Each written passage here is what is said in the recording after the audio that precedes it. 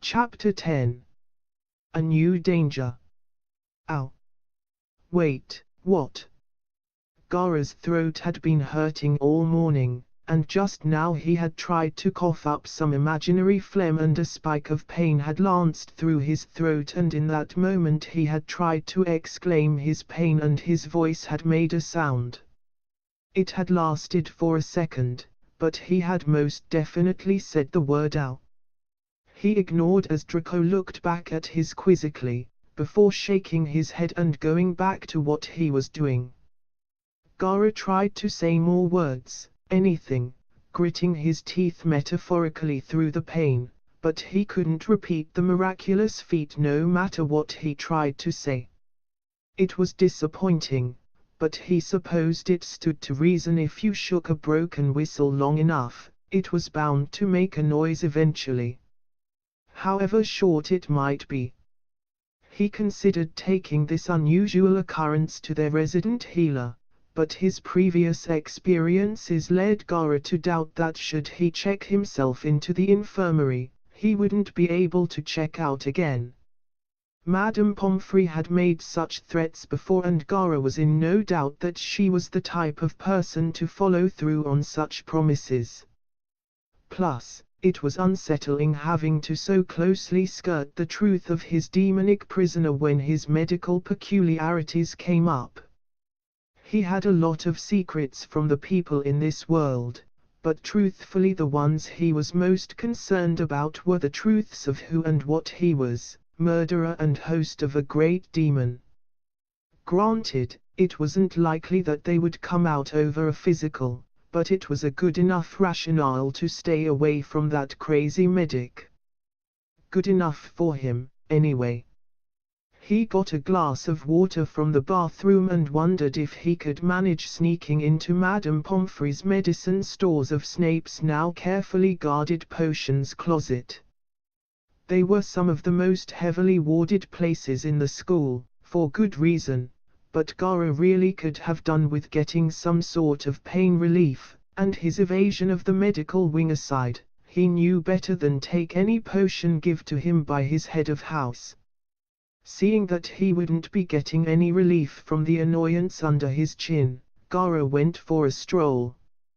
He had 9 hours to kill before breakfast, and he had finished his last book earlier in the day, and the library was a favorite hangout for some of the ghosts this year. He had discovered that a few months back when he had snuck in to get a few books and borrow a few from the restricted section. He had come perilously close to being found by the Bloody Baron as he had stuffed the 5th book in his bag, and on his way out he had seen at least 4 other ghosts milling around the place. Later, Luna had told him that the ghosts' old haunt had been beset by mice and they had been upset over the unhygienic conditions. An affront to their dignity, Gaara supposed. Luna had said that they would be in the library until the house elves had finished their pest control. In the morning, after spending the night playing cat and mouse with the professors on patrol, using his cloak to disguise himself, he was in very high spirits after his workout. Snape, McGonagall, Lupin and Filch did not look as well rested, even after they had retired before dawn for a couple hours of rest. 3 of the 4 seemed to know who they had been chasing, but Lupin just looked grumpy and the others didn't have any proof. In fact, Lupin looked pretty haggard, but then Gaara had been surprised to see the man patrolling the night after he had taken the day off from illness. These infrequent absences were starting to give credence to Gaara's theory that Lupin was really a secret alcoholic. Speaking of unwell people, Gaara watched Luna stumble into the Great Hall looking as sleep-deprived as the professors and sporting red ringed eyes. She had clearly been crying a fair amount. She hadn't shown up to breakfast or dinner the day before, but clearly his animal self's disappearance had been a bit of a blow to her. Shame. Any more pitying emotions were immediately quieted by the rustle of fabric between his ever-present hittite and the bow locked around his neck, Luna had shown up to breakfast in a state before, for a number of tragic reasons, but Draco only shown the vaguest interest now that she was carrying a bundle of paper with her. She passed a few out to the Ravenclaws near her before moving around the hall. The ravens seemed to be familiar with whatever was on there as they all laughed amongst themselves and set the papers back on the tabletop, to be subsumed by the breakfast plates and spills. When she eventually made it over to Slytherin, after visiting all of the other tables beforehand and handing out her flyers, Draco was very interested to see what the commotion had been about. The reactions from the other students had mostly either been mocking laughter or sympathetic glances, which were the usual polarized reactions the greater population of Hogwarts had to Luna Lovegood. She came straight to the friendliest face, a description that had never been leveled at Gara before, at the table and handed Gara a small stack of papers to distribute around since she didn't feel comfortable approaching all of those Slytherins. Lo and behold, on the first sheet he saw a rather accurate sketch of his Tanuki form. It was a missing pet poster.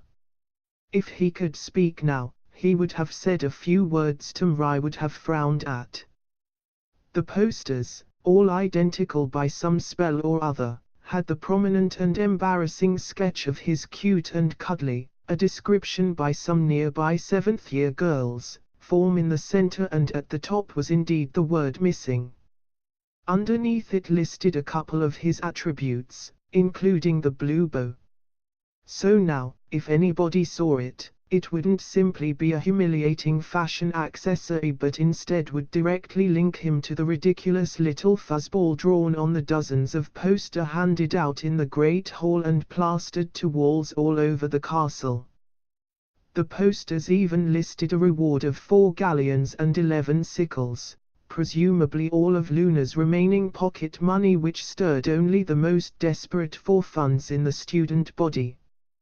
Draco made a crass comment about the Weasley boy that Gara didn't pay any mind to.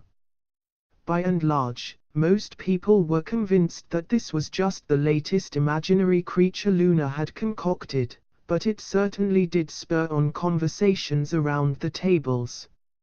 A lot of scary or troubling things had happened this year at their beloved school, so a hunt for a made-up pet of some description helped to lighten the mood considerably.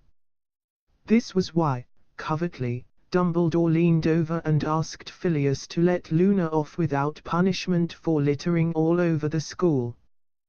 The head of Ravenclaw agreed, since he had seen how upset the girl had been since this pet of hers disappeared, real or not, and he didn't have the heart to tell her off just yet, though he might have to have a word about getting permission before doing these kinds of things.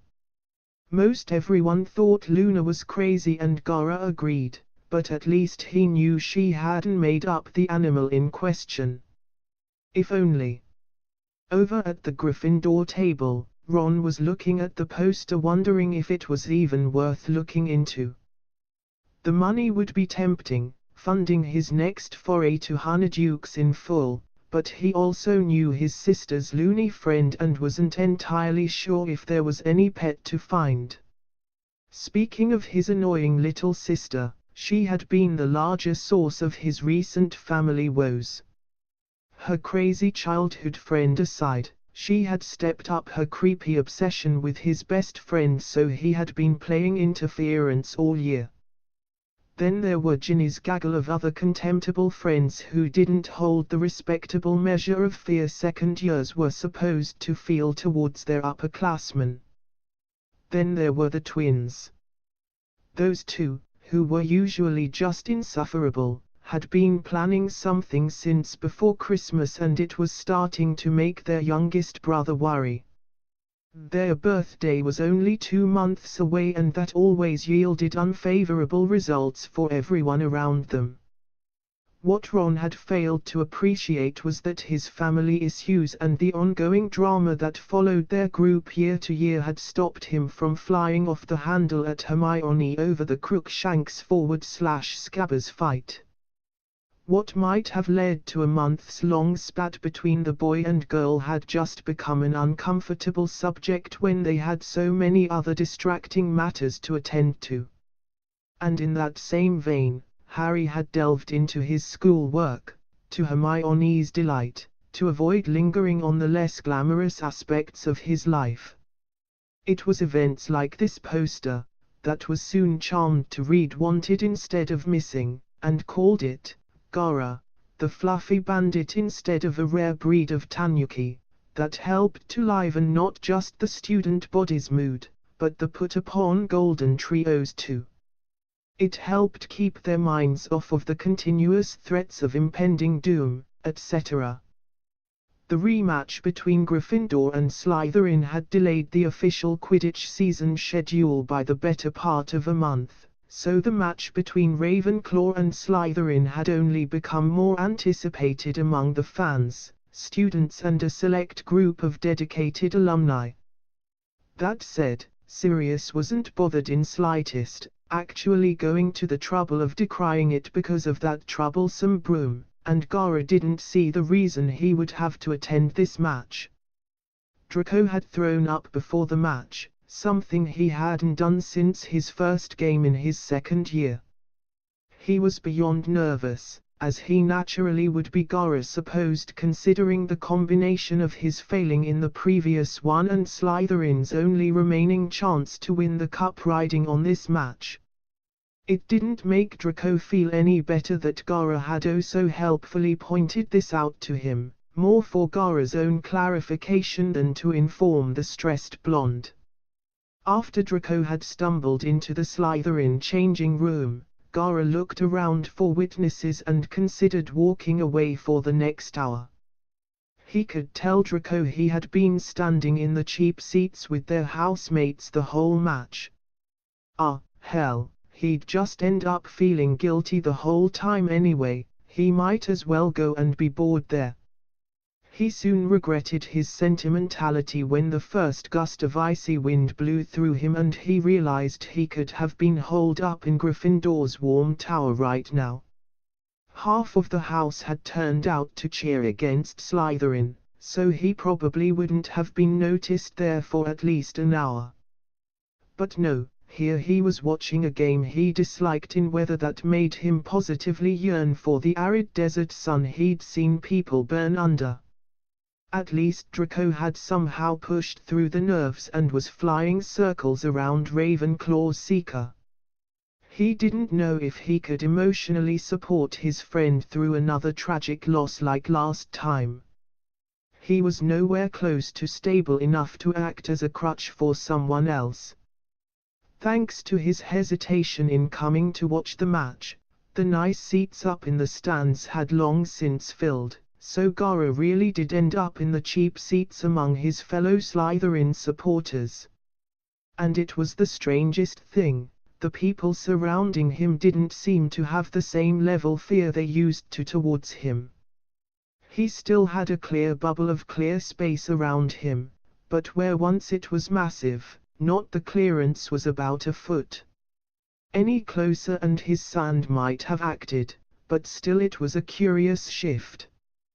He had received a terrifyingly dramatic prophecy, he had gotten into fights with Snape and Potter and had killed a number of Dementors, but a fraction of the real number he had killed. He had caused the Sorting Hat to have a fit. A high-level government hive inspector had spent a day asking questions about him, and those were just the highlights of the things they knew about.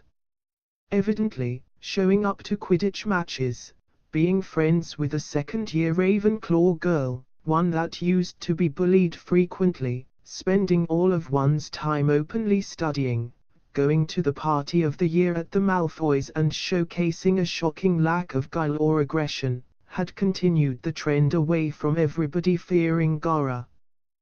There was also the fact he had been an oddity, being a weird transfer student coming straight into the middle of his schooling, so that had been eased considerably by simply being seen about the school.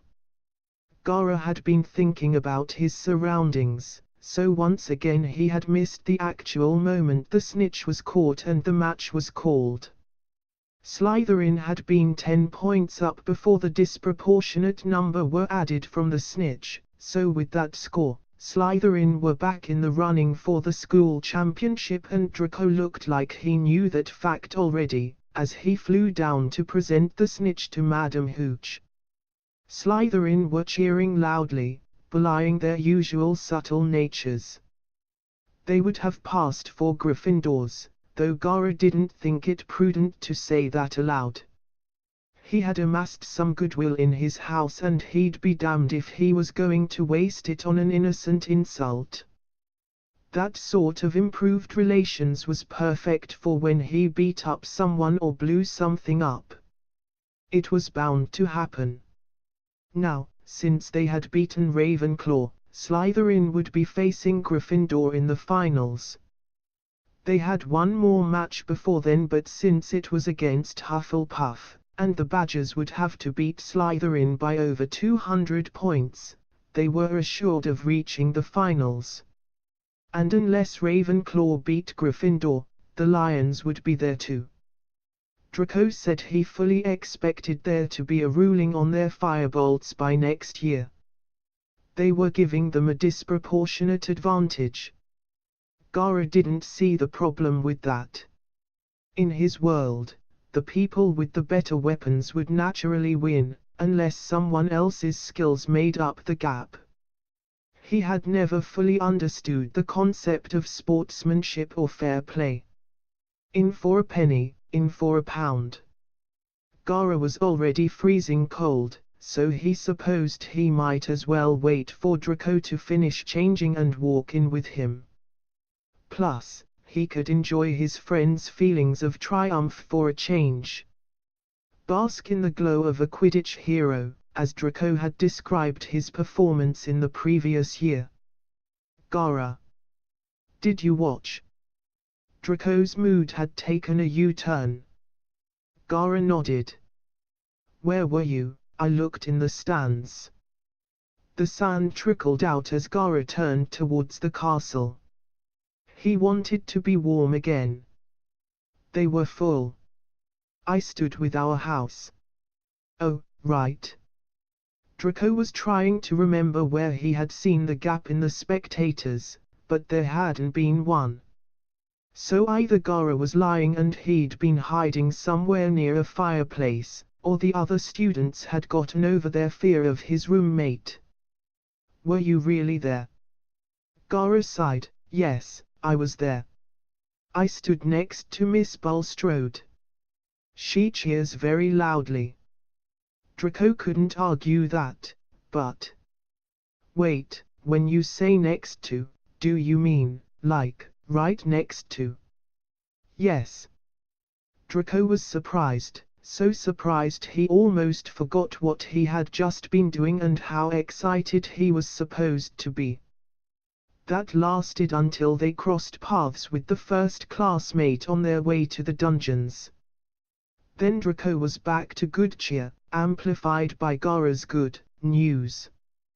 When Gaara entered the common room with his friend, he considered whether he was better off with his mopey blonde friend rather than this. He turned straight back around when he saw the raucous party already raging in there and headed to the library. He could just about deal with the highs and lows of his friend's emotions, but he was still a long way away from real parties and large celebrations. The party had lasted into the night, being broken up by an irate Snape who didn't appreciate having to tell off his own house for such a lowly complaint. Gaara showed up shortly after his head of house had left and went to bed. And then he threw a book in Draco's general direction when the celebrated seeker had failed to take the hint and be quiet. It was difficult enough being an insomniac with a roommate, he didn't need anything else keeping him up. The constant screaming in his mind was plenty. The next weekend was a Hogsmeade weekend, but Gara had decided he would take the day to relax for once. He wasn't going to play with Fluffy, he wasn't going to see Sirius or Remus, he wasn't going to sneak out to hang out with Draco, and he certainly wasn't going to the library or visit Luna. Today, he was going to stay in and do nothing. Well, he couldn't do nothing, that would be worse than doing something. But he was going to relax while doing it. He had saved up a few books lately that promised to be interesting reads, and he didn't plan on leaving the Slytherin chambers. He might get a little peckish towards the evening, but even if Draco wouldn't sneak him some food, he would be fine without. His first non-task of the day was sharpening his precious weapons. He had searched high and low but had finally managed to procure a whetstone with which to restore his remaining 2 kunai, 3 shuriken and the senbon he had borrowed from Kankuro. As soon as Draco had left, Gara had started soaking the stone in their basin and setting up a waterproof station on his desk. He had never been nearly as good as his brother at maintaining his weapons. He had never even been much of a weapons user since he had his sand, but he could get his kunai up to standard if he spent a while at it. That was how he spent the first 2.5 hours of his Saturday morning, and it was as close to meditation as he could get without dipping into his mindscape and having to confront Shukaku. He had avoided his tenant for a couple of months now, and he wasn't in any hurry to visit. Inevitably, since Gara had planned to enjoy a day of rest, he quickly grew bored with his slow schedule and ended up trying and failing to pull off the bow from around his neck. After his neck was red and sore, he gave up again and moved on to the next task. By the time Draco returned in the late afternoon, he found Gara quite irritable. Obviously Gara was too driven to enjoy a day off, but Draco hadn't wanted to stand in the way of his intense roommate's attempt at slacking off, even for a single day. If Gara could embrace the dilettante's lifestyle, he would never ask Draco to do one of those Merlin-forsaken marathons or obstacle courses ever again. The next day, Gara knew better than stay in, especially since Draco would be there this time, so he went to visit his current favorite dog in the forest. It had been a while since he went specifically to see Fluffy, so he figured it was about time. Plus he wanted to put a little distance between Draco and him after there had been a close call that morning when they were getting changed. The simple and routine action of changing clothes had become trickier now that he had that damnable piece of cloth tied to him.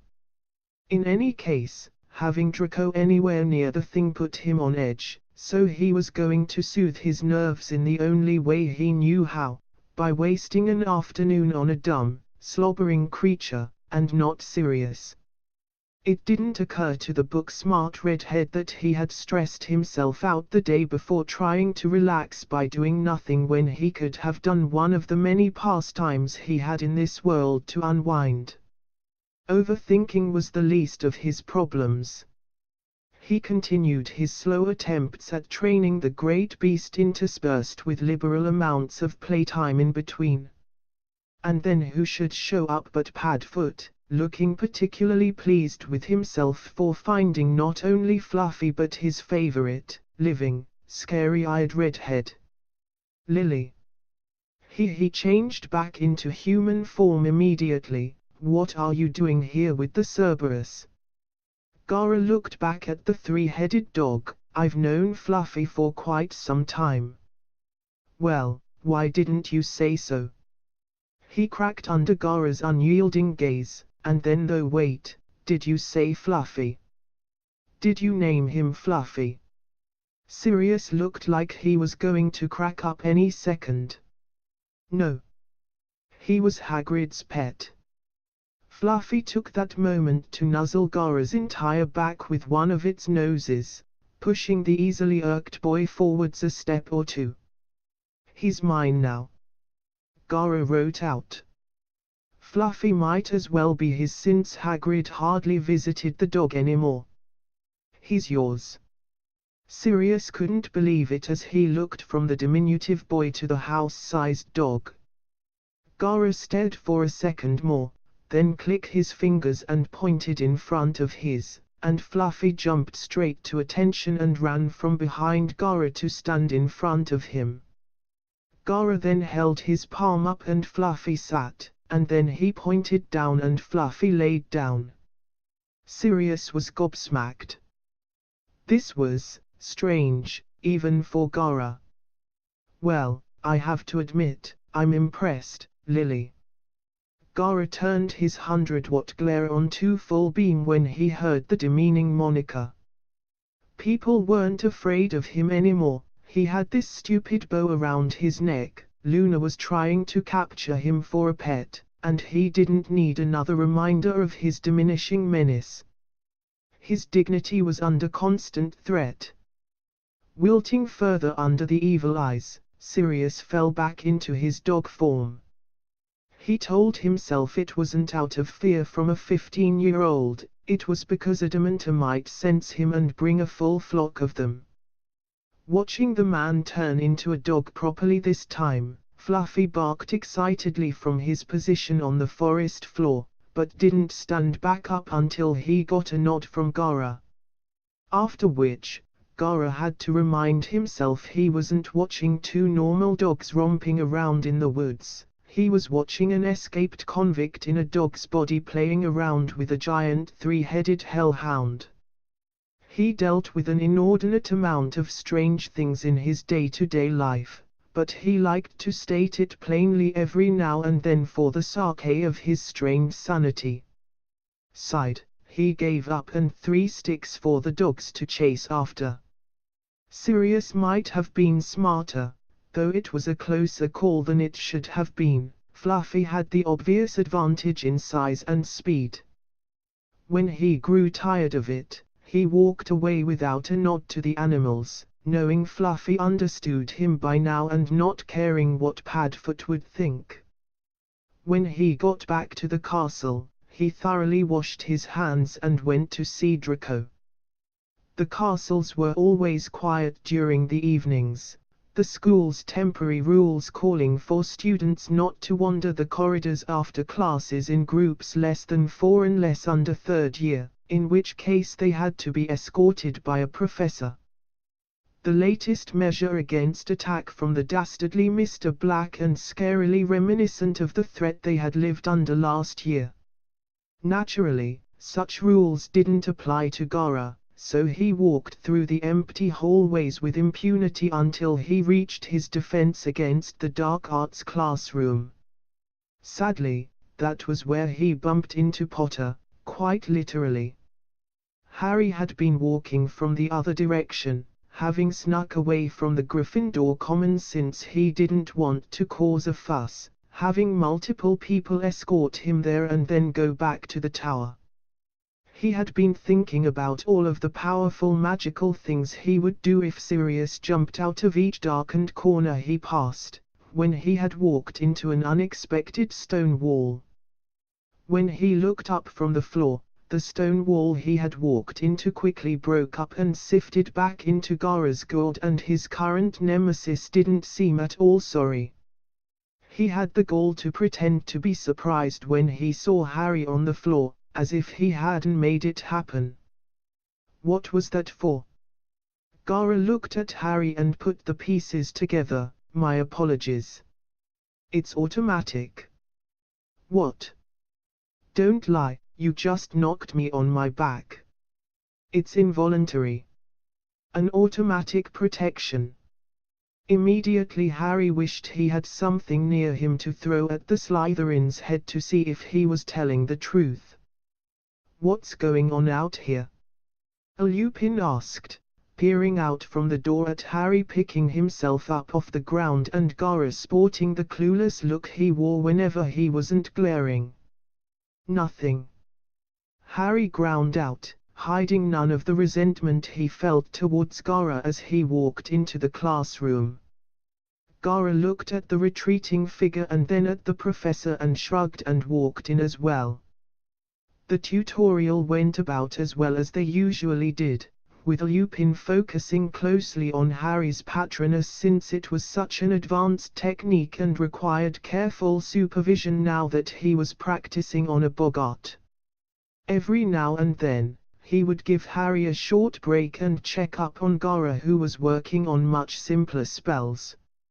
It wasn't a matter of favoritism, as Lupin had stressed on multiple occasions to Gaara, but one of necessity.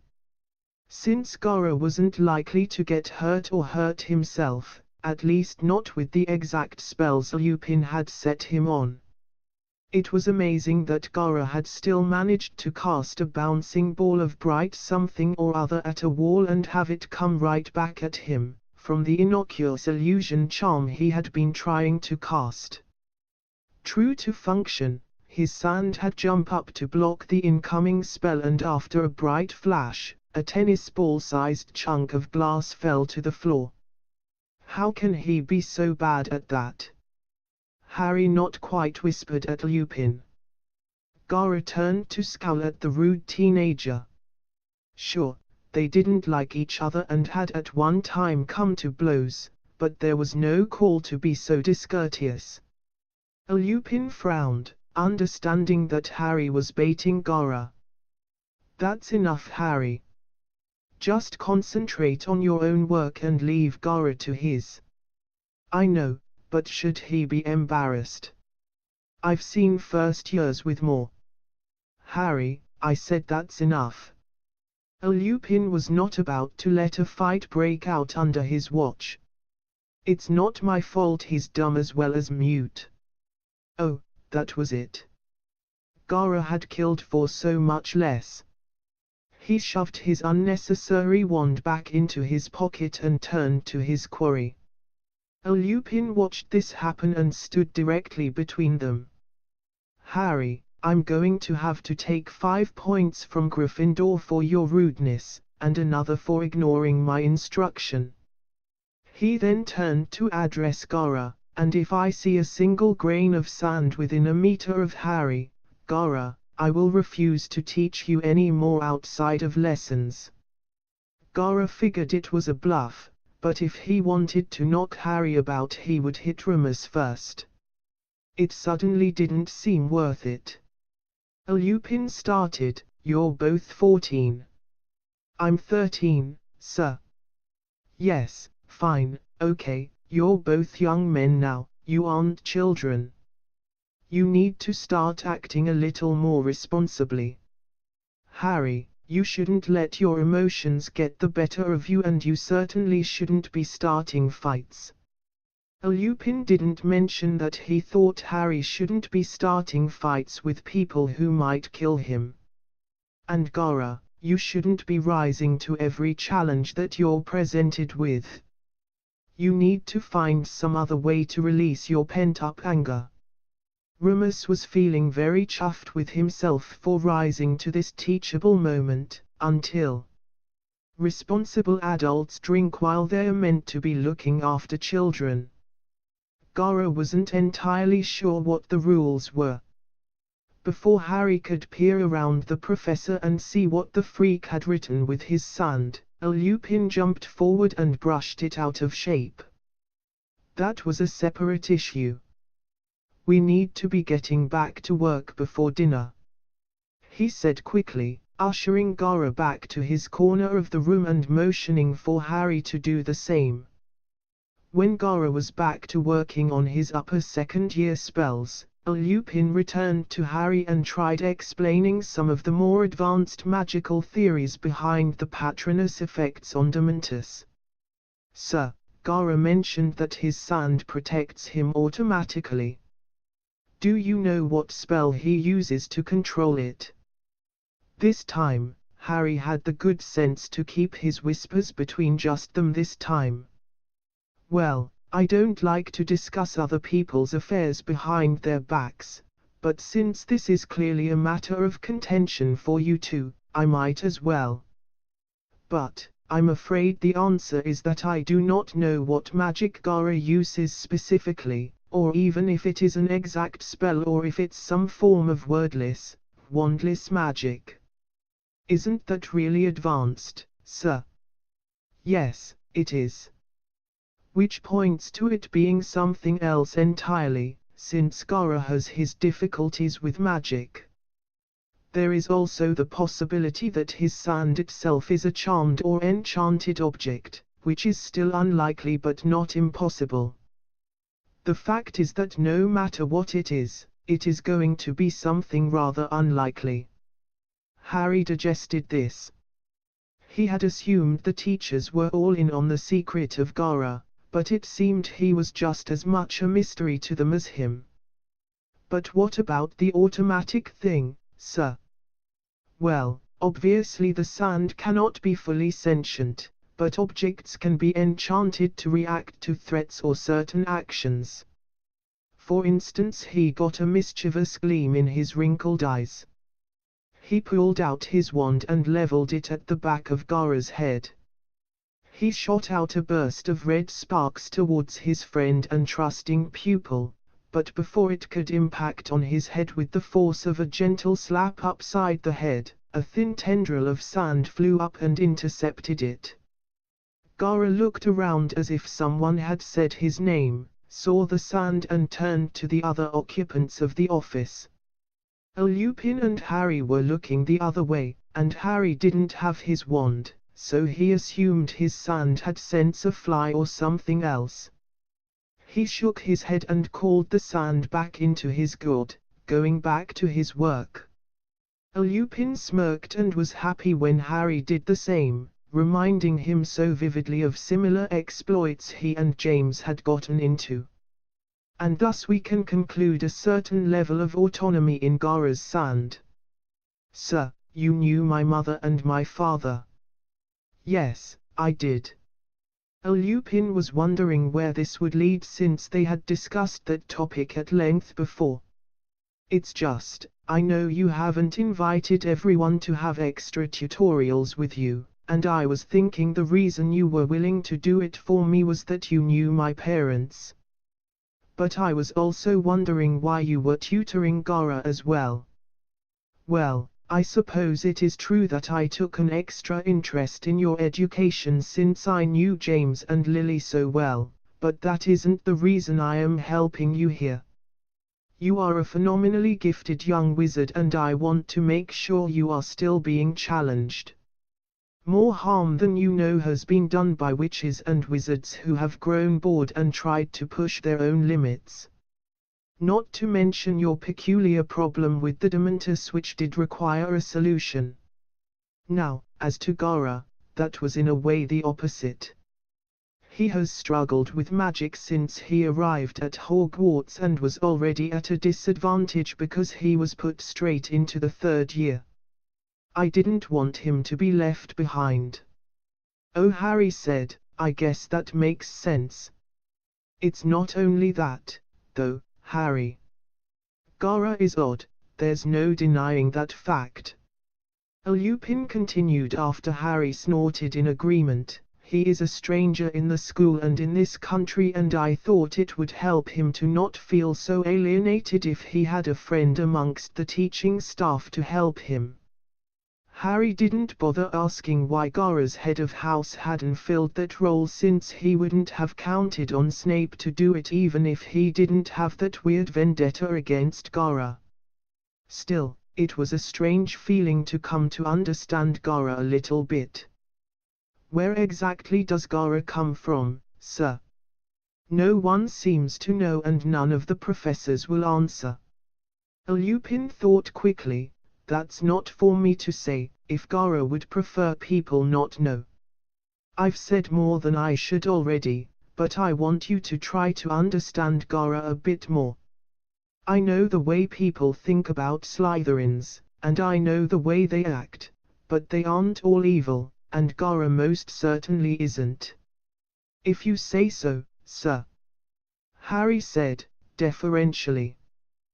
There was no way he could think of Slytherin as anything but the proverbial den of snakes that it was, but he would try to keep more of an open mind about the raccoon impersonator at the other side of the room. Although, he couldn't promise that it would add up to any more than not openly antagonizing him, but he would make that effort. Malfoy was still fair game, though. All this while, Gara had been trying to ignore the whispering going on with Lupin and Potter. He could just about make out the odd word, but nothing meaningful, although he had to restrain his violent reflexes when he heard the name Lily in amongst the hushed chatter. The only thing stopping him doing bad things was the memory that Potter's mother, Lupin's friend, had been the origin of that moniker. Still, the evening's tension had ruined Gara's mood, so when dinner time came, he left shortly after Potter did and headed straight to the Great Hall to eat something, unknowingly doing a kindness to Lupin who wanted to do the same. He didn't notice that Harry and his friends seemed unusually interested in him that night, discussing what Lupin had said frenziedly. Regardless of any animosity between them, the Golden Trio loved a good mystery and Gara was the closest at hand. Classes were proceeding quite smoothly for Gara by this point. The teachers had all learned not to call on Gara for practical demonstrations, but he could always be trusted to give a good academic answer. They also knew Gara concentrated better when he was sat next to Draco, the only friendly face, and that the less they bothered him, the happier everyone was. Flitwick found himself envying Snape briefly, since his colleague had gotten his hands on yet another genius student. Then he thought about the correlational trouble that followed the boy and thought maybe he was better off without him in his house. McGonagall had agreed with that sentiment heartily, especially considering how Snape had taken to the boy. Sprout had nothing but good things to say about the quiet, somewhat jumpy boy. He was very wary of her plants, even the harmless ones, but he had never caused any trouble, that she knew about, and he had always respected her, unlike a large proportion of his housemates. The teachers had their own cliques that they socialized in, so Trelawney didn't know all that much about Gara outside of her own lessons, but she had met up with Albus and Minerva a few times, and Gara had been the hot topic more than once. The only person they talked about more was Potter, which made sense considering both the situation with Sirius Black, and because of Sibyl's unique connection to Harry's history. And then there was Snape, who no one had spoken a word about Gara to since their big blowout. One topic that had been repeatedly raised regarding the transfer had been his extracurricular interests. He had sporadic, almost random interests in esoteric magical subjects and disciplines that changed week by week. Albus had noticed these occasional mentionings but had dismissed them as part of Gara's bookish nature. None of the texts were harmful or particularly dark, even if a few of them had been swiped from the restricted section. With Gara, that was par for the course. He would keep an eye on the boys' reading, but he wouldn't involve himself unless he felt it necessary. He might, if the occasion presented itself, bring it up with the person in question, but the mysterious child had been laying low recently, so he hadn't spoken with him in a while. It wasn't disinterest or a lack of concern, but Albus had bigger problems to deal with, even within the student body. Yet another pregnancy in the 7th year, a bare-knuckle fight between 4th years, and the ever-present issue of Harry. That poor, overburdened child. At least he was dominating in this year's Quidditch. Benign headmaster that he wasn't above cheering for his old house above the others. The month had gone far too quickly in Gara's mind. He had been under the impression that this sort of lapse in perception of the passing of the days, weeks and months, didn't start happening until one became a bored adult. He dreaded the thought that he was already having a midlife crisis. So, he was in agreement with himself. The month should not have finished already, but here he was at the end of February already and another lunar headache looming. He was still suffering the repercussions of last month around his neck and was in no hurry to see how this month could make his life worse. Terrified of getting captured by Luna again, he made the decision to change in the forest again, seemingly changing his mind every other month about where was safest to be. Still, threat of death was preferable to another ribbon or something. As he stood out in the cold, the winter still running strong, Gaara continued to lament the terrible choices available to him.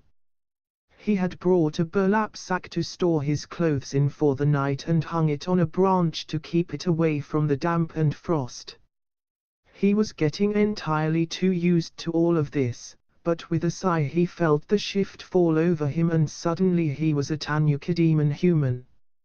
At least he was less prone to ruminating when he was in this form. He was too instinctual to be thinking about his shitty situation when he was like this. Like he did every time he was free to do so, he spent his night running around frantically like a wild animal. He explored some of the areas of the forest he'd never bothered visiting before, mostly because he was bored and wanted to avoid Fluffy more than anything else. He avoided any liquid puddles or lakes for fear of catching his reflection and being confronted with the inescapable blue bow tied around his neck. A questionable and perhaps effeminate fashion accessory on a human, on a small, furry animal. It was undoubtedly the mark of a pet. It was after an hour or two that Gaara realized in his foggy brain that his surroundings were starting to look off. The woods looked old, or unkempt, or dirty. There was something strange about this area of the woods, but it wasn't until he was deep into it that he realized what he had been seeing more and more of were webs all over the branches and roots. He'd wandered into the Acromantula's territory, which was usually good for a laugh when he had sand and the ability to slaughter a couple dozen of them. Between the Acromantulas and the Dementus, Gaara's murderous instincts had plenty of creative outlets. Now, however, in this most vulnerable of states, Gaara wasn't so pleased to see the warning signs of the giant spider nest so close by. He swiftly turned tail and began to sprint back the way he came, all four of his legs working hard to get him away before his morsel-like form was happened upon by a lucky spider. He didn't hear nor see the spider approach until he felt the sharp legs pressing in on his tiny shoulder when he had paused in a clearing to gather his bearings. The pressure made him flinch and spin around on all fours, but by then the spider was all around him and spinning a web on his back. Gaara thrashed around and tried to maneuver his tail into position to beat the arachnid off of him, but despite being as tall as his human form, it was quick and versatile and stayed out of the way. And then he felt his tail get stuck to his back, and he knew if he didn't stop the spider soon, he would be cocooned in 2 minutes. The spider was turning him then, trying to cover him totally and evenly for what was to come afterwards. Gaara tried to extend his legs and break the web with force, but it was too strong for his meager strength. He extended his tiny claws to cut through the sack covering him, but they weren't long enough to break through, and any damage he made was covered by another 2 layers in seconds. His last resort was instinctual, totally out of Gaara's conscious control. He called out for help. It was a whining howl that Gaara had heard once or twice in his childhood when an animal could no longer fight or run away. A human might have accepted their fate, but the animals always called out, and now Gaara's weird animalistic brain had forced him to do the same. He hadn't planned to do it, and after he had made the pathetic noise, he hadn't expected anything to come of it, except for the spider to pause in its preparations to make sure he wasn't escaping. Gaara certainly hadn't expected to hear, as he strained against his cocoon with all of his diminished might, the sound of 4 feet hitting the ground in sequence nearby. He hadn't expected the startled cry the spider on top of him gave as that approaching quadruped neared. Least of all, he hadn't expected to feel the nightmarish creature being tackled off of him by the interloper. Imprisoned as he was, Gaara could only listen to the sounds of the fight going on right by his defenseless body. Whoever had saved him deserved a lot of gratitude, since death by spider would not have been pretty and would not have been quick, if his textbooks had been reliable. The spider made a sound Gaara wasn't familiar with, but it didn't make any more afterwards, so he thought he would be safe for the time being. Whatever had come to his rescue, it wasn't a centaur, since they didn't like Gaara and stayed away from him. Plus they were more likely to talk to him after the threat was disposed of, instead of nudging him with their nose. For a moment he wondered if it was one of the canines he knew, but the warbling, low howl sounded nothing like Padfoot's bark or Fluffy's booming woofs. The wet nose against his side opened to teeth and started to gnaw at the webs binding him. They were careful and didn't do more than nip at the webs until his arm was free to reach up and tear away the covering from his head. As soon as his face was free, Gaara reconsidered whether he was better off with the spider. There, in front of him, stood a full-grown, transformed werewolf. And it looked very interested in Gaara. He did not let out a whine. He stared, motionless, up at the gigantic wolf, wondering when the new attack would commence. The spider had been quick, and its movements had been unpredictable, but the animal above him would be much simpler to counter. Though, he still didn't much like his chances considering the size difference. All it would take was for the werewolf to lunge at Gaara's unprotected throat, and there was little he could do about it with his arms still caught in the remains of the webbing. It would take precious seconds he couldn't afford to untangle himself. He watched the wolf sniff at him and then nudge him with its snout. It took a good long look at the bow around his neck, but didn't pay it much mind after finding it wouldn't come off with a toothy pull. Eventually, the beast sat back on its haunches and watched Gaara, as if expecting something. When Gaara still made no move, wondering if playing dead would actually work for once. He'd come across a few genin in his own world, a couple of years ago, that had thought staying still would hide them from him. It didn't. The wolf grew impatient as quickly as one would expect of a wild animal and started to shift and fidget, throwing a few irritable barks his way.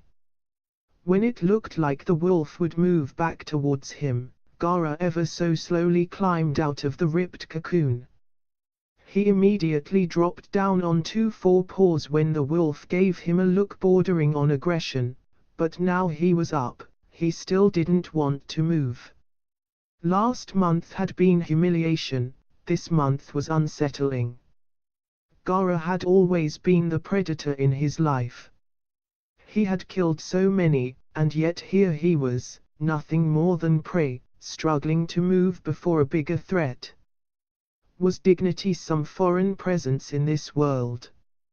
He couldn't work himself into any sort of state since the wolf had started forward again towards him, slowly this time, and he didn't want to introduce any agitation to the already fraught situation.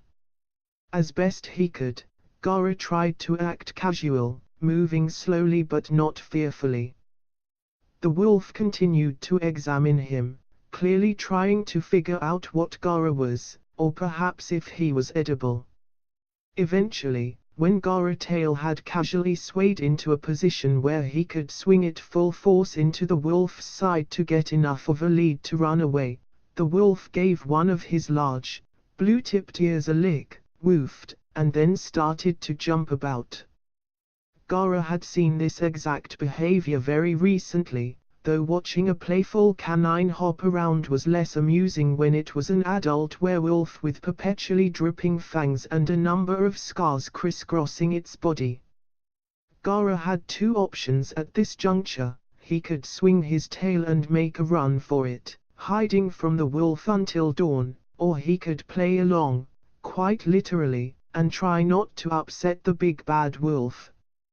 He sighed, a gesture that was still strange in this inhuman body. He darted away from the wolf and then circled back around, initiating the game of tag.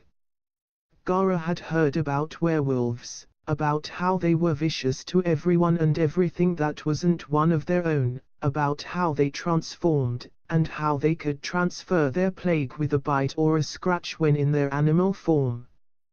Gaara had not heard about how werewolves likes to play inexhaustibly all through the night.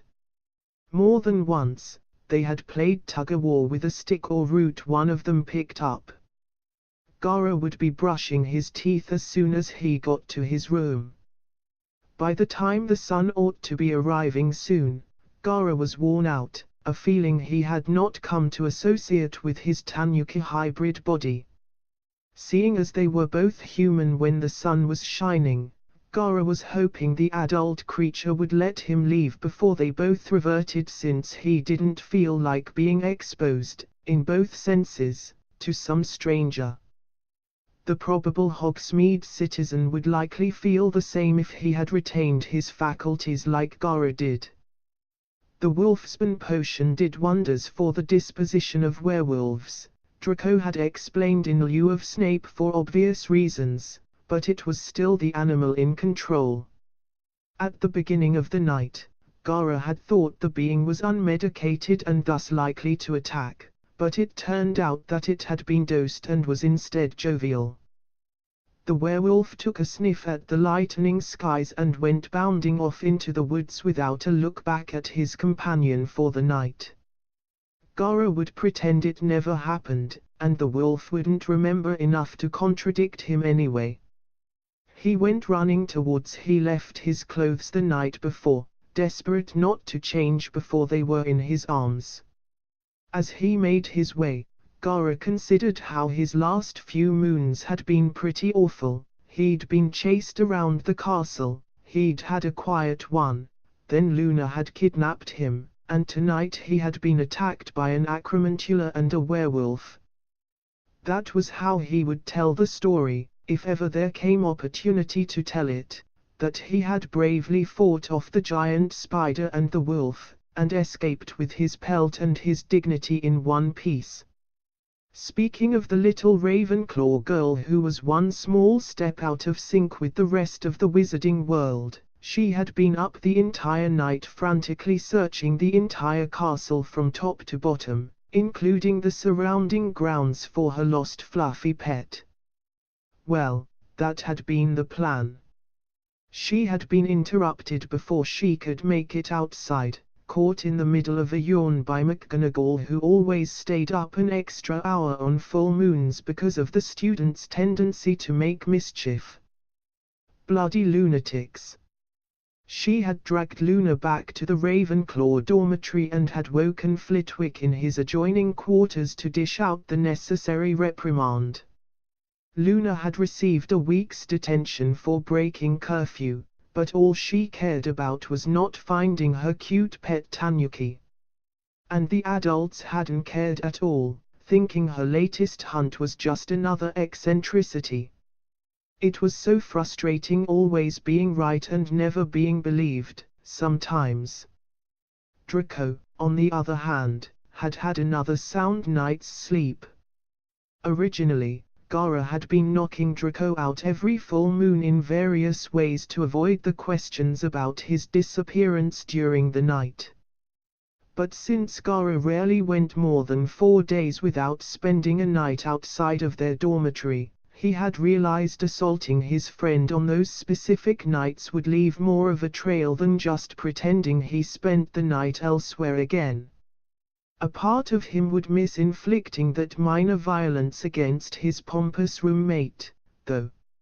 Again, Gaara's throat was killing him after his body had reverted to the much more comfortable and deadly format, but he chalked it up to the cold nights and his warm temperament.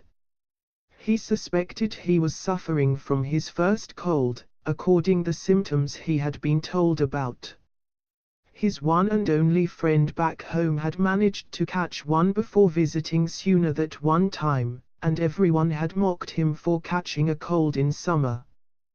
Gaara thought it was strange to mock the afflicted, especially since his reform, but he also wondered how a Jinchuriki with an even stronger life force than his own could have caught a virus. Still, it didn't bode well for Gaara since being ill appeared to be an intensely unpleasant experience. In the great hall that morning, Gaara drank a great deal of milk to soothe his sore throat, and wondered how one fought off a cold. Perhaps the wizards had done something useful for once and cured the common cold. Draco said they had not. Luna moped into her cereal, fighting back tears and fighting off the drowsiness that threatened to drown her in her Cheerios. Lupin was forced to show up to breakfast despite his recovery only just beginning. Dumbledore had suggested he do this every few months to stop people recognizing the pattern of absences. He was in a terrible state despite the wolfsbane potion he had taken, with both the physical strain and the mental unease, remembering flickers of the night before. Usually this entailed a few grisly highlights including eating a couple of rabbits, or fighting acromantulas or being run off by the centaurs. This morning, however, he remembered one interesting thing. After the obligatory running and fighting, he recalled seeing a small fluffy-tailed creature and had played with it all through the night, much like he had when he was younger, with Padfoot and Prongs. He realized with a start, jarring a headache into full swing from the sudden motion, that the young animal had borne a striking resemblance to the unusual animal that the odd Ravenclaw girl had reported missing towards the end of January. Now that he thought about it, he was pretty sure the bizarre little thing had been wearing the bow around its neck that the posters had specified. Lupin sighed and wondered how he could persuade Poppy to give him something intoxicating to get through the day's classes. He knew he wasn't the first teacher to ask, probably not even the first to ask that day when Trelawney had been spotted outside of her tower, but it would be worth a try. Thoughts of mind-numbing potions effectively distracted him from the oddity he had encountered the night before. Draco, still yawning the last of his good night's sleep from his system, looked over at Gaara, who appeared to be as agitated as he most often was after his nights away from his bed. He was wondering what his humanoid typhoon of a roommate was playing with under the table, and then he saw that strange dark knife he carried flash in the morning light. "Gaara, stop whittling your wand," he whispered incredulously. It was in the first week of March that Gaara read the Daily Prophet for the first time, after Draco mentioned an interesting, important, article of the front page. Gaara had never cared to read the paper, both because it pertained to events he felt had no relevance to him, and because even Draco, after talking with the uninitiated moderates, admitted it was biased and badly written. Just from reading the front page, Gaara agreed with at least that last point. The reason he had snatched the paper away from his friend, and ignored the angry shouting afterwards, was because Draco had read this headline aloud: "Black to be kissed, orders fudge." It didn't occur to Gaara that the Dementus would be involved in this. His mind was caught up in the scandalous orders given by the head of Magical Britain. His imagination conjured up the vision of Sirius being pursued by a dozen desperate middle-aged women trying to kiss him. It was a disturbing thought.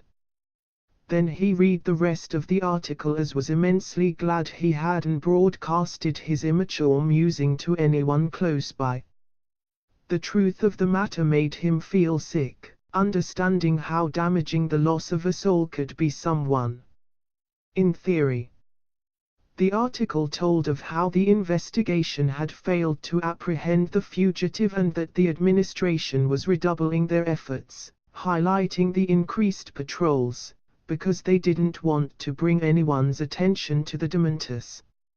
It stated that when asked, Minster Fudge had revealed that the order was no to kiss on sight. It was sickening, not just the terrible fate Sirius would now suffer should he be caught, but also the smiles and laughs around the hall from people also reading the prophet.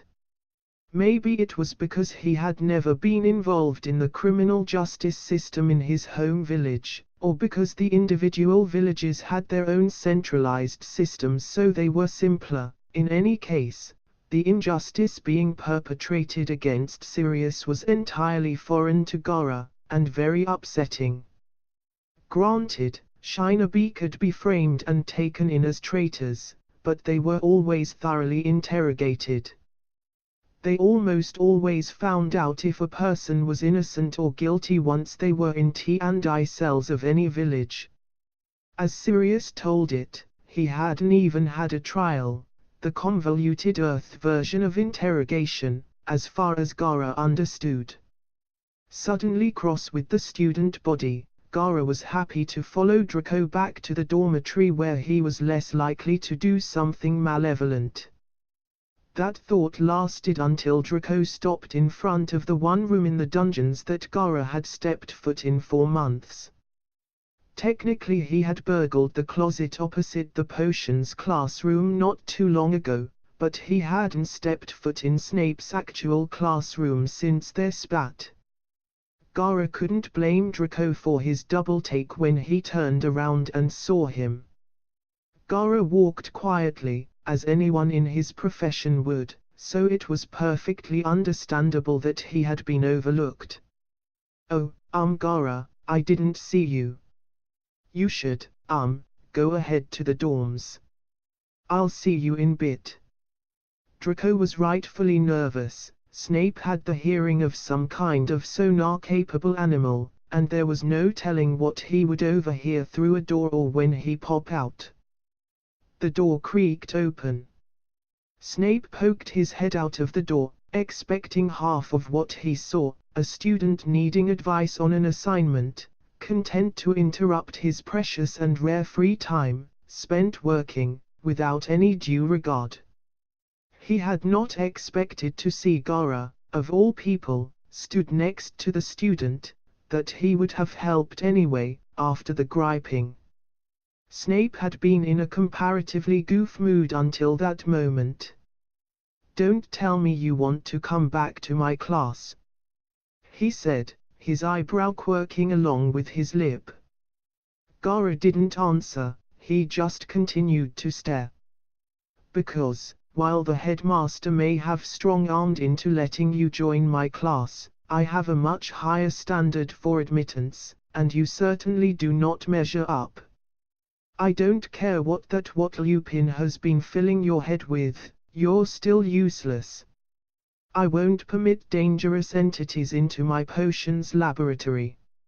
Rather than rising to the continued barbs or making a cutting retort, Gara wrote out, "Why do you hate me so much?"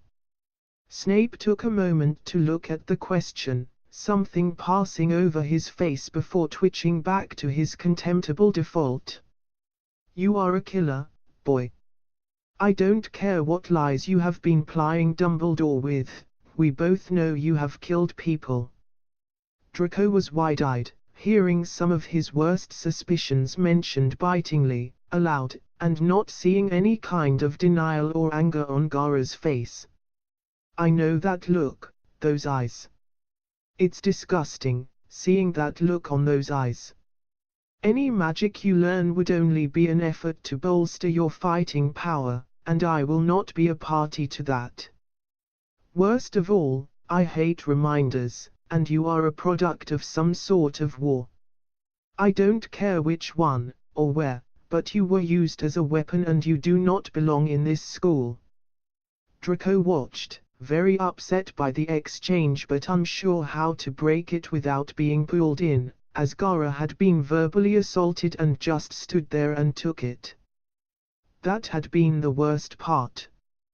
Gara had left shortly after that, and while Draco would have rather gone with him and not interacted with his otherwise perfectly good potions professor and head of house, if he did that then there had been no reason for Gara to go through that. As soon as his questions had been answered and Snape had let himself back into his quarters to consider whether or not to take up drinking as a hobby, Draco had rushed onwards to the dorms, hoping that Gara would still be there. Otherwise there would be a good chance he wouldn't see him again until classes tomorrow. Not a whole lot upset Gara, as far as Draco was aware, but this had surely penetrated his thick skin, and he wanted to be of some comfort to his friend. With this in mind, he was surprised to find his roommate sat on his bed reading, as if nothing at all had happened. Gara's head had briefly popped up when Draco entered, but had sunk back into the obligatory thick book shortly thereafter. "Gara, are you okay?" Gara looked up again, assessed what the question referred to and answered, "I am fine. I am used to those words." "You're used to them?" Draco had never properly understood the abject terror Gara inspired. Sure, he was a little intense at times, and he tended to stare, but where had all of this killer talk come from? If it had come from that ridiculous, and fraudulent, divination teacher, his father would be having words about her. About time, too. When I was growing up, in my home village, my brother and sister were the only people who never wanted to kill me. The others said worse things about me and to me. So I'm used to it. Gara looked on at Draco's stunned expression and decided to leave for the night. His friend's speechlessness wouldn't last much longer, and this sort of thing was the reason he had tried to avoid discussing anything personal from his home world. He wanted to trust his friend, but there were some truths that he just didn't want to have to confront here. Here, he was a child, albeit an unsettling and violent one. He wasn't the boy who had murdered men, women, and children, and who was host to a great evil inside of him. It was a nice illusion that he was content to enjoy for a little while longer, until the bubble burst. He got to his feet and quickly stepped out of the room for the night. He'd show up again in the morning when there were too many people around to bring up such a sensitive subject. Gara, on the frequent nights he spent wandering the halls of Hogwarts rather than sleeping, and excepting the one night a month when he did something else, he would explore some of the unused rooms the castle had in spades. Most of them were dusty and abandoned classrooms, a couple were simply storage for half-rotted furniture. He had found two treasures so far, an armory in the deepest reaches of the dungeon, though most of the magically enchanted weaponry and armor had already begun to rust, and he had found a second, much smaller, library. Most of the books were written in Middle English or Latin, and a handful were written in much older or more obscure languages. With things like this open to the tenacious, exploring student, Gara had become interested in what laid behind the locked doors. Well, the well-locked doors. The armory, the library, and about half of the unused or abandoned rooms had all been locked, with their heavy iron bonds long since rusting or losing their counterpart keys. Gaara had made his way into each of these rooms as easily as he had the ones with no fastenings or even those missing their doors. The well-locked doors had been warded against lock-picking or brute force, to a degree. Gaara had little doubt he could burst through the simple barriers they had enacted to keep curious children out, but he didn't want to cause any further undue alarm, or make them double the security. Most of these warded doors led to uninteresting places like professors' quarters or offices, which Gaara knew already. So when he found an unfamiliar door on the third floor that definitely didn't belong to any of the teachers or staff at the school, he wanted to know what was so important it had been blocked off so thoroughly. He even went to the trouble of asking a couple of people about the room, but they all responded that it was probably just an empty room, since they hadn't tried to break in themselves and didn't know about the magic stopping such attempts. So, without a key he couldn't get in, and that left him with only one option if he wanted to proceed. Gaara approached Hagrid the next morning. "I need a key." Hagrid spent a moment processing. "A key? You are the keeper of the keys." Gaara was patient when dealing with idiots, having practiced on every trip to Konoha. That village bred them, it seemed. Not that Kankuro was much better. "Oh, you need a key." Usually, when communicating with people in his unique way, Gaara allowed for an extra process of translation to occur within his conversation partners, for them to take in what they had read. With Hagrid, it was as if he needed another step or two before he could quite grasp what people had told him. "Yes. What do you need a key for?" "To open a door." Unfortunately, for different reasons, mind you, Gaara also took a little time to quite understand other people, especially those not on the same intellectual level as himself.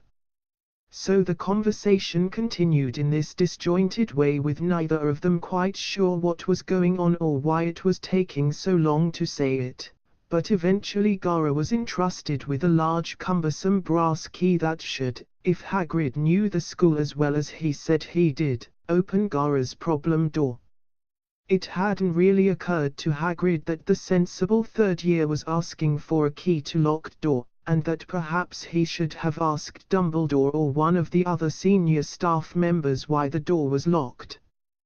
Concurrently, it didn't occur to Hagrid that the door, situated in a school, was locked precisely to keep out students like Gaara who'd he'd just handed the key to.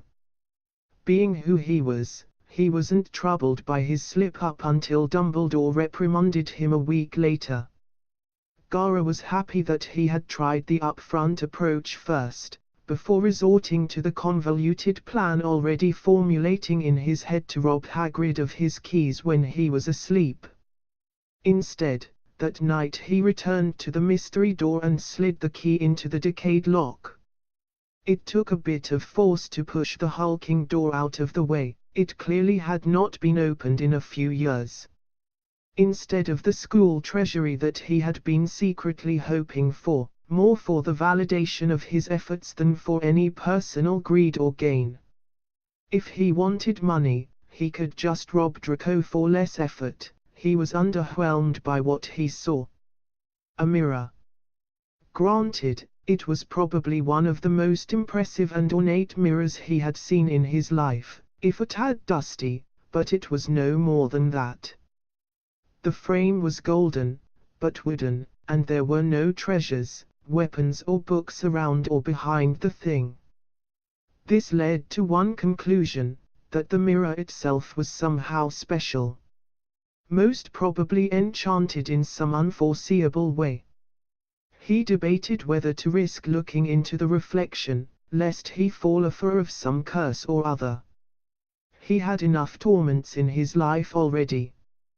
Gaara told himself that no matter the three-headed hellhounds in the grounds or soul-sucking monster patrolling the perimeter, there was no way the eccentric headmaster would allow anything so overtly dangerous as a cursed mirror into his school without some sturdier protections in place than the watchful eye of Hagrid. Walking back in front of the enormous piece, he first read the inscription but couldn't make heads or tails of it. His Latin was passable by now, but he was not experienced in the languages of this world. Standing before it, shoulders squared, he let his gaze drift downwards to see his own reflection. And he saw himself standing there, and he gasped. He stared at the image on the mirror for more hours than he knew, and when the sun started to peek in through the window, he finally roused himself enough to leave. He left with a promise to return very soon and see the wondrous image again. In the evening, he dragged Draco up to the 3rd floor after dinner without proffering any explanation and into the sealed room. The blonde hadn't been worried beyond missing the end of dinner until they reached the deserted 3rd floor corridor. Ever since his first year, no one willing went to this area of the school. The rules no longer prohibited students going to the 3rd floor corridor, but since the rumors of what had been kept on that floor persisted, none of the teenagers had been willing to risk it. Draco had heard a rather unsettling rumor that there had been an enormous Cerberus in one of the rooms, and it had come from a begrudgingly reliable source. He kept this to himself since he didn't want to appear as more of a coward to Gara than he already was. Draco's eyes darted to the back of Gara's head to look for a sign that he had heard. Draco let out a loud sigh of relief when he saw not a demonic dog or any of the 100 other things suspected of being here. Instead there stood a single ornate mirror that Gara clearly wanted Draco to see. It was hard to see Gara's handwriting in the unlit room, but he just about made out, "Look at your reflection in this mirror. It shows you nice things." Had Gara been any of his other friends, Draco would have been instantly suspicious at such a claim, but he figured he was relatively safe with present company. He looked into the mirror, and when the magic took effect he was presented with an image he couldn't describe as anything but wondrous, too. He had no idea what the exact nature of the mirror's spell was, and looking at what he hoped would be his future, he could only pray that it was somehow related to divination. Before him stood him, only he was taller and more regal. He was dressed in robes even his father would have envied. Speaking of his dad, both of his parents were stood behind him, smiling in an uncharacteristically open fashion. They were all stood in the atrium of the ministry, and Draco was the newly appointed minister for magic, his parents supporting behind him and the flashes of cameras announcing the press conference in progress. Not only that, next to him stood Gara, who also looked older, dressed as well. He was wearing smart robes. Draco couldn't imagine what Gara would be when he grew up, except intimidating. There Draco was, as he stared at his reflection, surrounded by his friends and family, having achieved the most important position in British wizarding politics. It was lovely. But seeing the look on Gara's face, he somehow doubted his friend was looking upon the same scene. "Gara, what is this mirror? Is it a window to the future?" He could hardly tear his eyes away long enough to direct his question to the redhead. "No, I believe it simply shows happy fantasies." "How can you tell?" "Because it shows things that can never be. Not anymore." "Oh. If you're sure." "It's just, I can see myself there, but I'm older, and I'm Minister for Magic, and you're there." Draco went off into a spirited explanation of what the mirror was showing him, including all sorts of details he picked out in his desperate fantasizing. "What can you see?" Gara had continued to stare at the mirror all through Draco's speech and didn't turn to address Draco even when his sand floated into the letters "just a pleasant, impossible dream." Nothing more. He had the smallest smile on his lips that Draco might have missed were it not for the almost full moon. He wanted to press for an answer, for the millionth time, but this didn't seem like a good time. It never seemed like a good time to pry into Gara's personal life and past, but seeing that smile he just couldn't. They both spent a long while looking into the mirror that evening before Draco was ready to leave for the night. "Gara, are you coming?" Gara turned to him finally and shook his head slowly. Draco went to sleep that night, his mind going straight back to the sweet dream he had been able to see and experience consciously. Gara had never really had sweet dreams before. His sleep, long time coming that it was, usually resulted in either confronting Shukaku, reliving memories of past atrocities, or experiencing black emptiness until he awoke.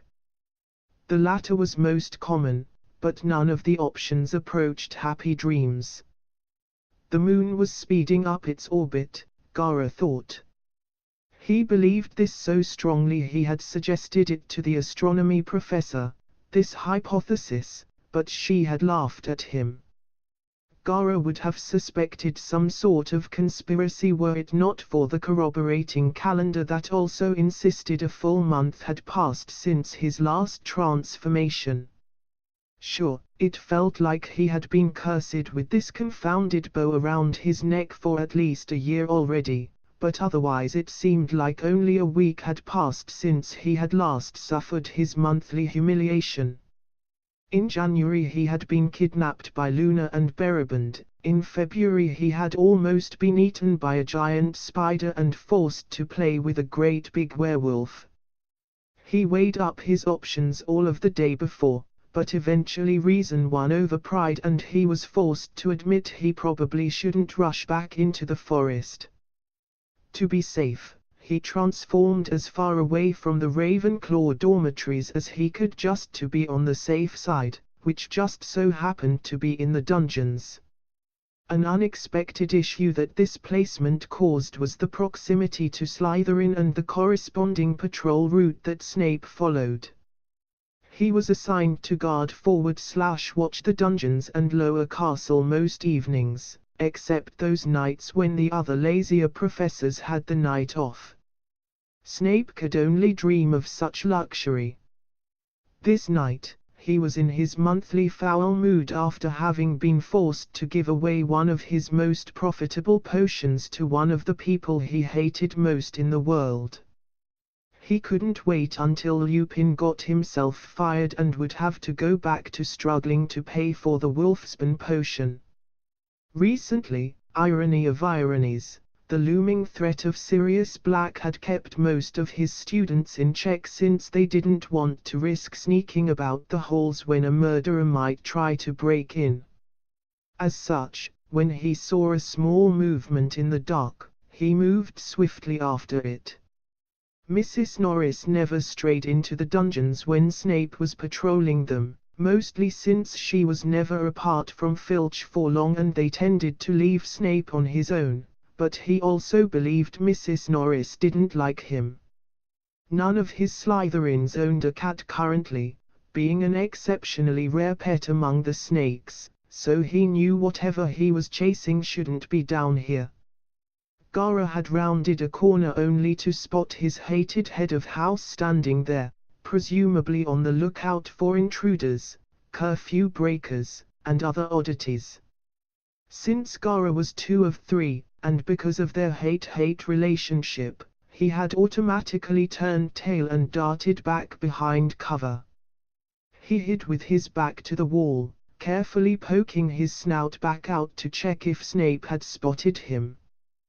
The incoming black smudge in the gloomy hall was indicative enough, so Gara took off full pelt down the corridor. Unfortunately, rushing into a sprint led to his soft pads and claws just slipping on the polished stone underfoot. He managed to get going like a shot before Snape could reach him, but it meant that Snape once again saw his humongous tail turning the next corner. Thus began the chase between Snape and his most hated student in a compromising state. If only he knew. It took 5 adrenaline-fueled minutes before Gara was able to get enough of a lead to dart into an unlocked classroom. The funny thing was that before he had transformed, he had told himself that he would stay in the empty room and not go running through the castle again. That decision had lasted all of 5 minutes after his brain had turned into an animal's. That chase was not the only one that Gara had to endure that night. For some reason, Harry had taken it upon himself to see what the mysterious, troublemaking transfer student had been up to on the full moon, evading Professor Snape like he had been. Harry often watched the school through his map, and had seen Gara out past curfew more often than he had seen him actually in his dorm room at night. He had always ignored this because he didn't appear to be doing much of anything, either staying in one abandoned room alone all night, or walking around the castle aimlessly. It was so boring he could never watch it for long without falling asleep or looking somewhere else. But watching Gara running away from Snape and hiding just seemed too suspicious. Maybe he was finally making his move, whatever that might entail. So Harry had taken his cloak and his map and descended into the dungeons. So it would seem his misfortunes came by twos on these nights. If it wasn't an acromantula and werewolf, it was Snape and then Potter. Except, Gara wouldn't count on Potter saving him from the potions master, hero complex aside. Gara had been waiting in the empty room, planning his next move when the door had swung open and he heard /smelled someone enter the room. His improved senses could tell an invisible teenager had entered the room, but they had no sensory memory to reference back to, so he had no idea who it was. However, seeing as it was a teenager, it was the middle of the night, and it was already causing him trouble. He correctly guessed it was either Potter or one of his stooge friends. Harry was in the classroom, under his cloak, but he couldn't see where Gara was. He had hoped to do this observation stealthily, though he didn't think about the door that would have appeared to have magically opened by itself. However, he was staring into the darkened room and he couldn't see Gara hiding in the back amongst the piles of chairs. Harry put away his map and walked further into the room, trying to peer under the furniture to see where Gara was hiding. Being about as far from a ninja as it was possible to be, a damning description considering the wide variety counted amongst the Shiner B ranks in Gara's world. After Harry had opened a door while invisible, he failed to take note that his invisible feet were not only making noise but also marking the dust along the floor. With these factors, Gara accurately located the invisible threat. He slowly circled around, using his small size to his advantage and moving through the smallest gaps in the direction of the door. Luckily, whatever means Potter had used to locate him had only taken him to the general area Gara was hiding in. He managed to circle around the unwitting boy and run out the door before Harry had even though to check his map to pinpoint his target's location.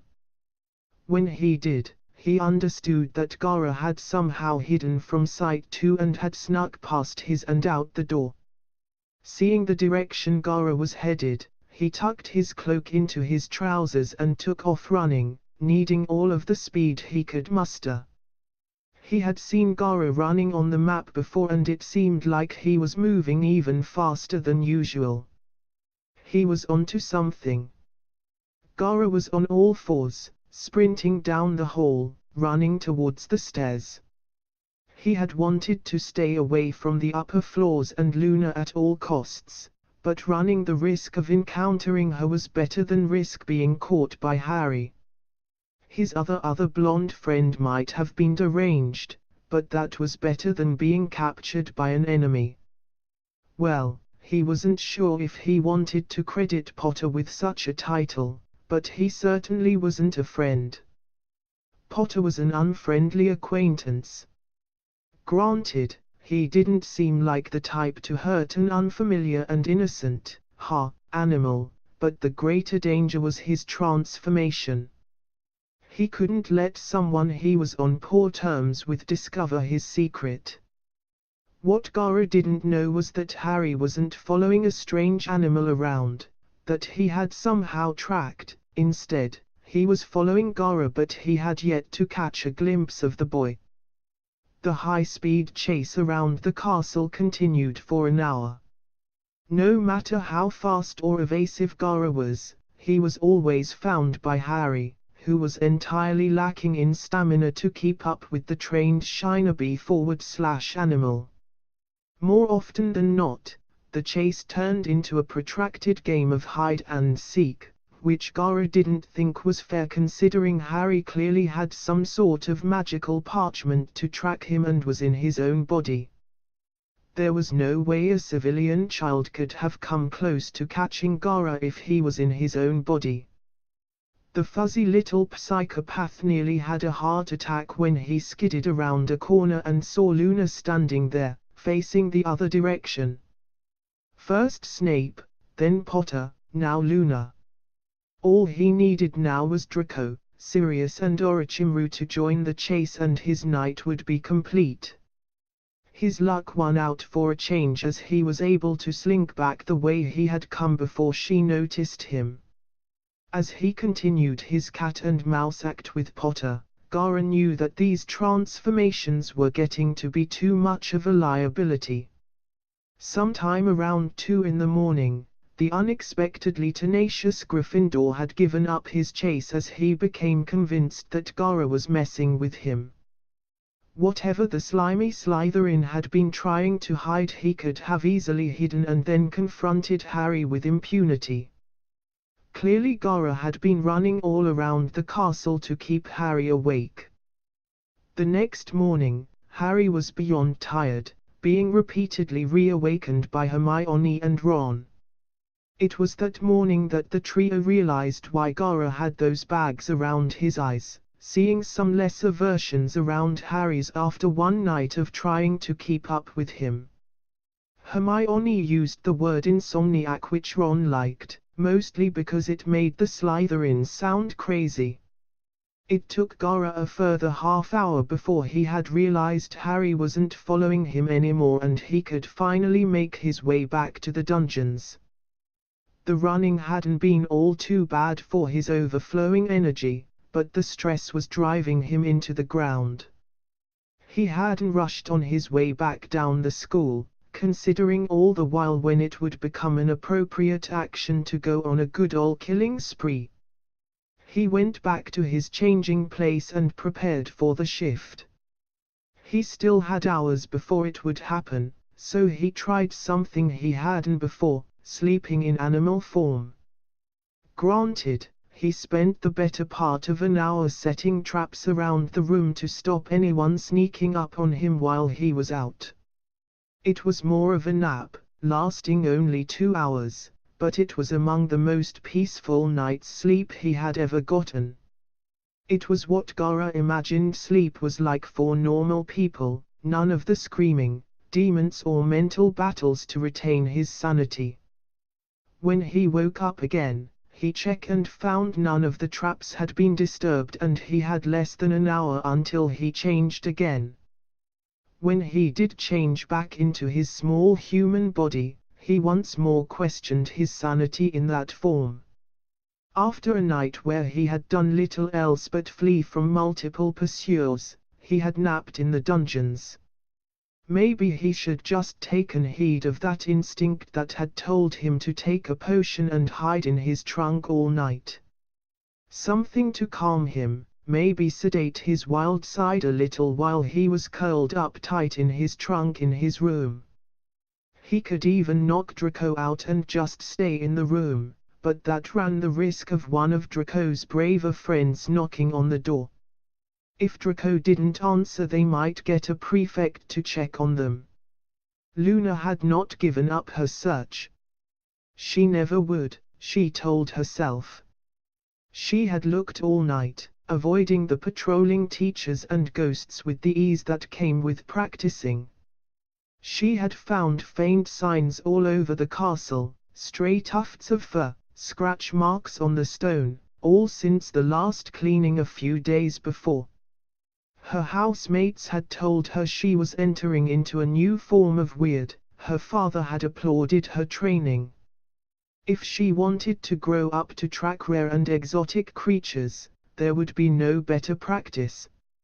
And he was selfishly rather eager to meet/examine this animal after his precious daughter had begun to obsess over it.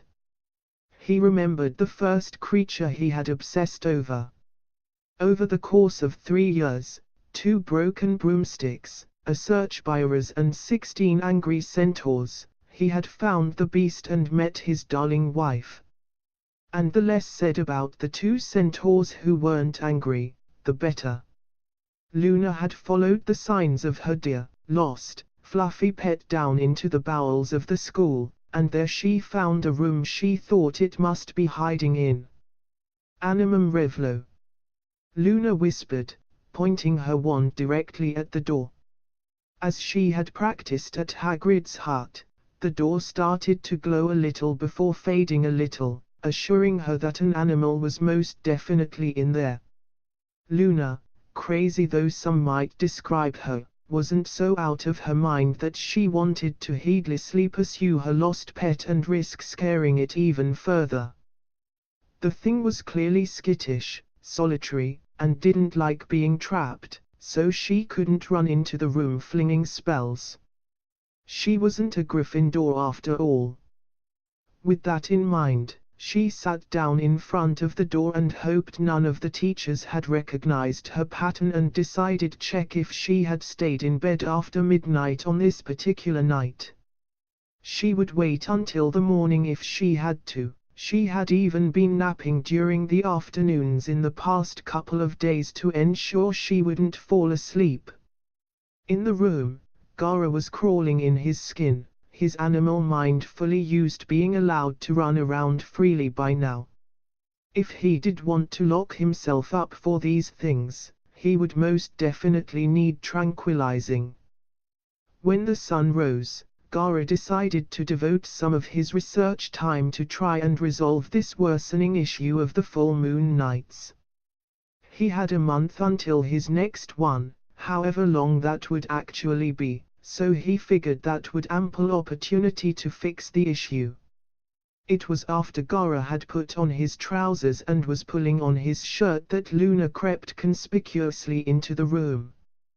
Both he and her froze staring at each other, her from behind the door and he with his fingers resting on a button he had been in the middle of threading.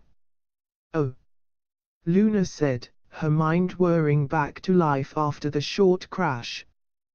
Gara lips mimed the same, but he just ended up doubling over and coughed half a lung up. This broke both of them out of their reverie and she fully entered the room, less bothered about Gara's state of partial dress and instead focusing on the bow clearly tied around his neck and the implications of it. "You're Tanuki." Gara had stopped coughed, and instead had stood back up straight and resumed buttoning his shirt. He was hoping the repetitive activity would stop a blush from forming. It was because he had walked in on when he was half naked, but entirely because one of the people he was most afraid of finding out this secret had just done so in spectacular fashion. He didn't address the question as he continued to work at his shirt, waiting until it was fully buttoned, and he then located and called upon his son to write out his responses in the early morning light. "Yes." "Oh," Luna repeated. "Sorry for chasing you." That was the best she could come up with. Gara ignored the last comment and instead pulled on his shoes, longing for the comfort and flexibility that he had enjoyed with his shinobi sandals. When they were on and his cloak had been donned, he stood and approached Luna, the frustratingly blank expression still firmly, and resolutely, in place. Luna watched him approach, feeling herself succumb to the widespread fear of him for just a second, until he stood before her and pulled his shirt collar down an inch, emphasizing the blow material spelled on his neck. "Oh," she said for the third time. "Yes. Sorry. For that." She stuttered out, pulled out her wand again and pointing it at his throat. A muttered spell that he didn't care to concentrate on later, and she was untying it. As she did, she stared at the fading scar on his neck for longer than he thought appropriate, so he dispelled her focus with a well-placed hand rubbing the phantom sensation from his now bare neck. She tucked the material in her pocket absently and then fell back against the door, still shocked and saddened by the revelation. "Since I arrived here, the full moons have had a strange effect on me. My body changes but my mind doesn't." He didn't mention the instincts for important reasons. "So," Luna's inner Ravenclaw was booting back up, finally, "does the transformation hurt?" "No. It did the first time but now it is quicker and easier." "Have there been any other changes?" "No. Except my throat hurts in the mornings, lately." "Your throat? Where you have the scar?" Gara nodded. "Interesting. Has the length of time you are changed gotten longer?" "No, I turn into that form when the moon rises and back again when the sun rises. So there's very little chance that it will become permanent." Luna sounded disappointed. "If it did become permanent, you would still be welcome at my home. My father already said yes if you were already domesticated." "No thank you." Luna looked disappointed by that response, but eventually her scientist mind flared back up. "I've never heard of a were anything other than a wolf before. Perhaps it is a strain of the curse native to your country." "No, I have never encountered or heard of this before." "Then, would you like me to help you research the condition?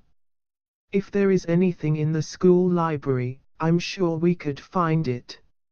Or would you rather wait and see if it goes away when you go back to your own world?" Gara looked into her eyes, quirking an eyebrow in question. "I've seen your research. You were either from another world or running to one. I will read about this on my own." "Thank you." Anything to end the discussion of his disability. "Then, I could help you hide your transformations. You weren't too hard to track down and you can't use your sand, can you?" Gara shook his head. "Then I could help keep you." She refrained from saying keep you safe since that would only inflame Gara's already bruised ego, away from any dangerous people.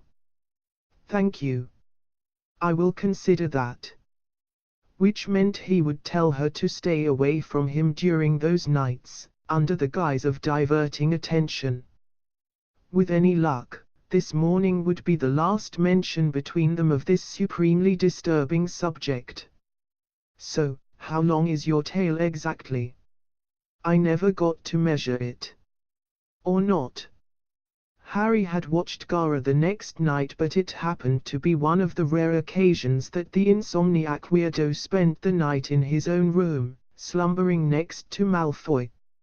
It was an unsettling thought that two-dimensional antagonist characters like Malfoy and Gara actually had a bedroom and beds and they slept and read books.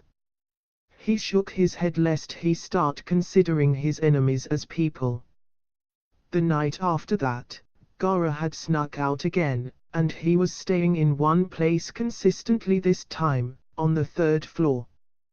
He tried to wake Ron up to help chase down his target, but the ginger said things Mrs. Weasley would be better off never hearing about, and Harry had to go out alone. Even if he could have gotten past the stairs that blocked boys entering the girls' dorms, he didn't hold out much hope that Hermione would be any more interested in Gara's late-night comings and goings than Ron. She wouldn't swear as much, but she might hex him. He was on his way, periodically checking the map to make sure Gara hadn't somehow caught wind of him coming from afar, when he saw a name he had only heard of. He wondered if the Marauders were really all they were cracked up to be, since he knew for a fact that Peter Pettigrew was dead. When he saw the dead name moving about, he then wondered if perhaps the man's ghost had somehow ended up in Hogwarts. Did ghosts show up on the map? When he got to the general area of the name, he found no ghosts and no long-dead family friends. Instead he was found himself by Professor Snape, who confiscated his map and got insulted by it. A Lupin showed up and covered for him, but then lectured him about keep the map with Sirius Black running around. Harry hadn't really considered the danger the map presented, it had just been a godsend for snooping and avoiding curfew. After Harry had been dropped off at the Gryffindor entrance, a Lupin quickly opened his old map and looked all over for the rat's name. He looked all over but he didn't see Pettigrew anywhere. He knew Harry wouldn't lie about something like this, so the rat had obviously seen Harry with the map earlier and run away to one of the blind spots or out into the grounds. Still, if he resurfaced, the map would make catching him much easier. He considered giving it to Gara since the boy hardly slept, was a fast runner, and commanded that useful sand. Then again, Gara was scary enough. At a certain point his power should be limited. That sounded like a responsible teacher's reasoning, right? Meanwhile, Gara was admiring his reflection in a particularly narcissistic fashion. He had asked if Draco wanted to come and see it again, but the boy had said he would see it another time, he was tired. Weakling. I thought Mr. Potter would be the last student I had to warn about this mirror. I fear perhaps I will have to make good on my long-standing plans to move it out of the castle. Of all the people Gara would have guessed would enter the room in the middle of the night, the headmaster was low on the list. I understand you've come here few times since Hagrid unknowingly gave you the key. This mirror isn't dangerous, I assure you, but it can lead people to their deaths. As I have told numerous people, this mirror has caused men to waste away in front of it, fruitlessly hoping for the dreams it shows to come true. Fools. Gara didn't bother spelling out any other words. He did, however, turn to face the powerful wizard. I suppose. But you must admit, it is enticing. I know I still struggle with the Mirror of Erist, years after coming into possession of it. A more responsible man might have had it shattered, but I never could bring myself to do it. Dumbledore conjured a chair out of thin air and sat down next to Gara, looking at his reflection. It is a beautiful and fascinating object. And not only is there the image in front of you, but the questions of what others might be seeing. When I first found this mirror, a long time ago, a friend and I tried to guess what the other saw. I guessed his, but he never could see what I saw. The old man was a little wistful, obviously enjoying the opportunity to be nostalgic. Why, might I ask, did you say that those who had become enchanted by what was shown in the mirror were fools, Gara? This mirror only shows a person what they want, not how they were, are or could ever be. It is just a pretty picture. Albus seemed to understand. then it seems you see something similar to my own vision. I am sorry to say I do not know you well enough to offer a guess as to what you might see when you look at your reflection in the mirror. You are a mystery to me, I have to admit. Gaara looked back at him after his eyes had drifted towards the mirror. I have had more people question me over your admittance than almost any choice I have made in this school in 20 years. Except perhaps my handling of last year's difficulties with the Chamber of Secrets. And possibly the year before in the aftermath of the attempted theft of the Philosopher's Stone. The weary man sighed long and deep. It has been a difficult few years. It will come as no shock to you, Gaara, I'm sure, that you are an outsider in this school. A stranger to this country as well. But I did not accept you to this school just to keep an eye on you. I invited you to attend this school because you were a child alone in a strange country with nowhere to go. I'm not a child. Gaara told himself his voice wouldn't have sounded petulant if he had said it aloud. I suppose not. Not in many of the ways we characterize childhood, but no matter what you have done, or how much of it shows in your face, I still see a child. I am just a naive old man. Gaara didn't speak to that. I will be having the mirror moved tomorrow morning. I liked to come down here and look at it every now and then, but I know there is no place in this castle you couldn't follow it to if you wanted, even if you understand the folly of the things you see. And it is about time I stopped looking at it myself. Gaara turned back to the scene in front of him, savoring the sight for the remaining hours until it was taken away. Thank you for listening, Gaara. If there is ever anything you want to talk about, please don't hesitate to come to me. Thank you. Gaara hadn't turned to address Albus, nor did he acknowledge his leaving, just continuing to rapturously stare at the mirror of Erist. The next day it was indeed gone, hidden in one of the school's many Gringotts vaults, never to be seen again. Well, that's the ending of that chapter. I do hope you enjoy this video. If you like to see more, remember to hit that like button, subscribe to this channel and leave a comment down below. Until next time.